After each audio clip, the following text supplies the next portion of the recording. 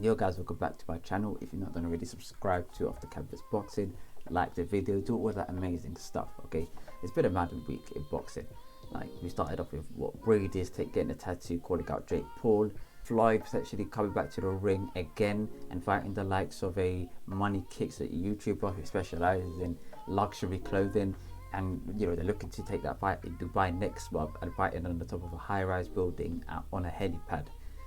Like, do you know what's crazy? I think that one day there's going to be a WBC belt that's going a WBC matchup between two fighters on the moon. I think that's going to take place. It's going to be a ring built on the moon, right? And there's going to be two fighters fighting out for the WBC intergalactic belt.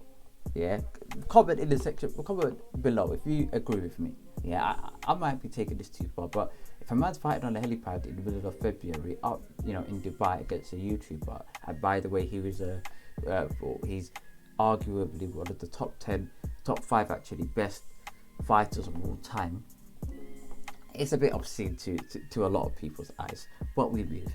Terence Crawford is looking to potentially sue Bob Arum, and this is hot off the press. He's looking to file a lawsuit against Bob Arum in which he claims his former promoter's revolting racial bias prevented him from securing big fights and earning millions. It's reported that he's suing damages expected of £10 million. Yo, the only way in which Terence should sue Bob Arum is if he's got emails, text messages, etc. that's clearly saying to other fight promoters, yeah, don't fight that N-word guy, like he's just da, or I've got him on a slave wage or whatever, like stuff like that. If he's got like hard copy or hard evidence of Bob Arum not really selling Terence Crawford and added in racial stuff, then like go for it. If he doesn't, it's a very difficult case to prove and to stamp down. Okay, especially out there in the US, with Bob Arum being a guy well connected in the law industry. He's a former lawyer himself, so I just can't see that you put money into this unless you had a solid case. Yeah, we'll wait and see what's going on with regards to that one. Okay, Terence Crawford is supposed to fight in Errol Spence, but Errol, I don't know what, like, why can't they fight, bro? What's going on? Like, yo, no, let's just talk about this. This weren't in the topic of discussion, but fam, like, what's going on? Errol, I'm hearing that potentially he might go up to 154, but at the same time, what does he want out of the boxing world? What does he want at the end of his boxing career? Does he want to make a certain amount of money? Like, what does he want to do? Like, because if you're going for sort of glory, if you're going for accolades, achievements, medals, or whatever it is, belts, and sort of being amongst the Hall of Famers or being in a conversation, you have to fight the top level guys, and there's only one guy around his sort of weight classes, yeah, that if he were to fight him, it would put him in a great position. Okay, I won't say he'll be Hall of Famer, but like, he would be climbing up that, you know, that ladder in terms of the conversation. He should just stay as long as possible at 147. He can fight Terence Crawford. Straight after Terence Crawford, then maybe fight like the Virgil Ortiz, then going up to maybe fighting Ennis, you know, Ortiz, and then maybe Josh Taylor, and then going up to 154 afterwards. Like, I'm putting it down to a little bit of Crawford, but majority on Spence. Maybe it's regarding the PBC, and I just think that the PBC need to pattern up and fix up what they're doing. But I want to see that fight in 2022, like, in my opinion. But let's just sort of touch up on the big topic that was just released over the last couple of days. Has been taken over the boxing world, and that is Tyson Fury. And you know what? The timing couldn't be even worse, because if you think about it, he's within a week away from a purse bid that's going to take place between himself and Dillian White.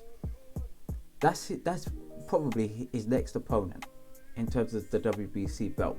Okay, if Dillian White persists with that arbitration and he wins, he's going to take that fight. If he loses, I still believe he will take that fight.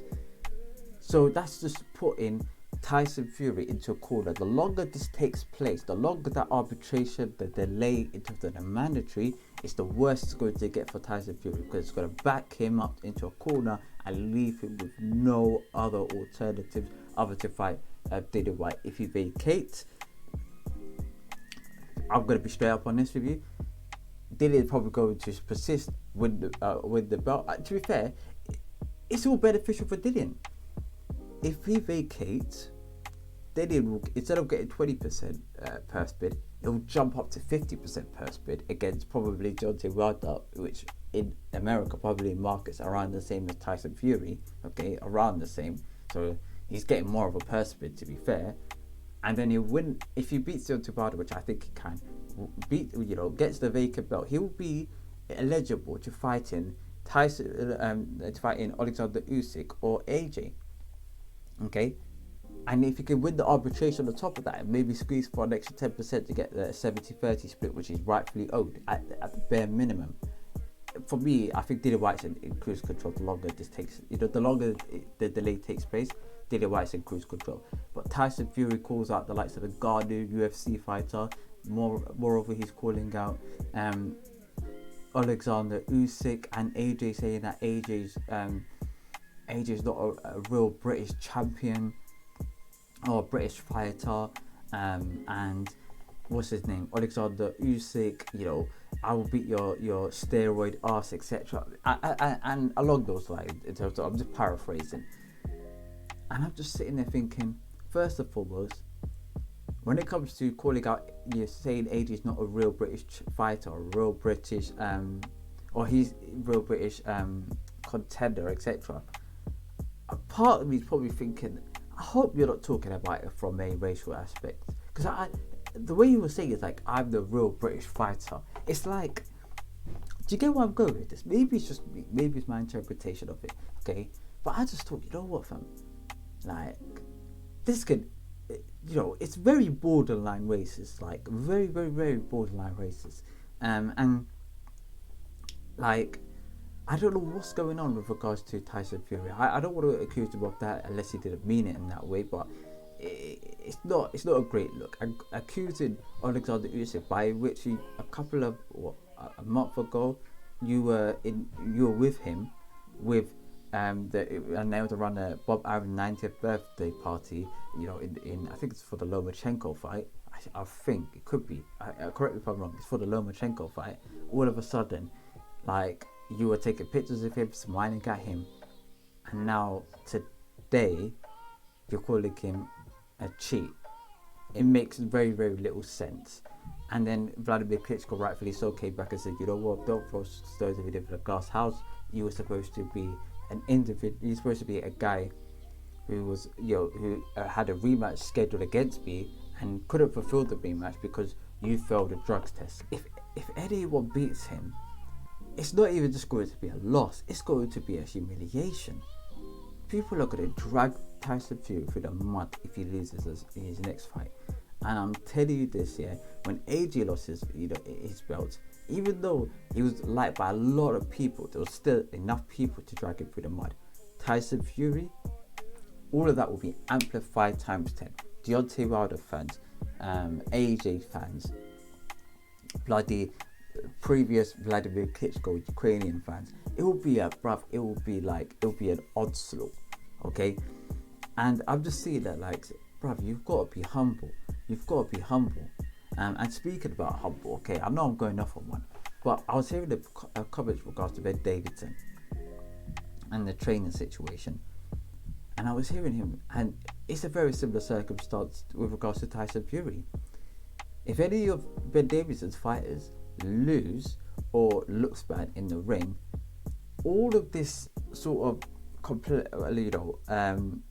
crapping on other UK trainers is going to come back to haunt you. Ben Davidson said that that the reason why he got into a position where he wasn't, and the reason why he was fast tracked, is because he worked his arse off, and all of the UK trainers that have been in the industry for 30-40 years that haven't reached his height, they're just lazy individuals, especially the ones that have been in the pro game at least a decent level. But he, even though he could potentially be right in terms of they may not have put in the same work ethic as Ben Davidson, you're representing them on a world stage. Like when Ben Davidson steps up, people be like, okay, the UK really have some good trainers, okay, and you're carrying the flagship out there in the US, and when you're kind of crapping on your own people, it's a bad look. It's a very, very, very bad look. But this has been your video. Thank you very much. Subscribe, like, peace and prosperity. I'm gonna see you guys in a bit. Peace.